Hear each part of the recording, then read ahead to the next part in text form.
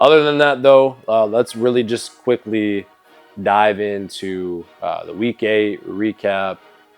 It might have been the best game that we've been to all year. It was Prairie versus Iowa City West, and I remember I got there maybe after the first drive.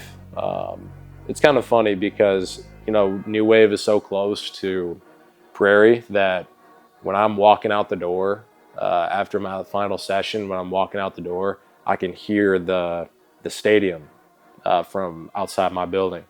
But so I heard them doing the intro when they're running out and all that good stuff from when I walked out the door.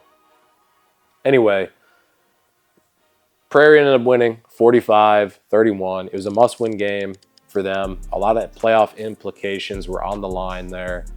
They ended up pulling out a win and essentially just the flow of the game, right? So Prairie actually got out to the lead. I think they were up 7-0 after the first quarter. Then they scored 14 points in the second quarter.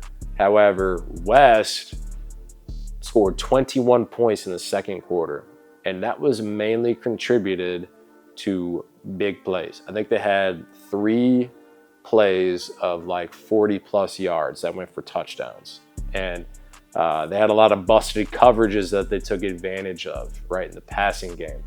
And I remember just kind of watching, you know what I mean? And obviously if you're a defensive guy, you don't want to give up big plays, right?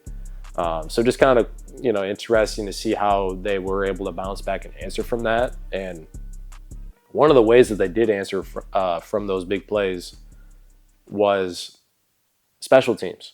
So shout out to Drew Menace, also known as the Slim Reaper. He had a 93-yard kickoff return for a touchdown immediately following one of those big play touchdowns from West.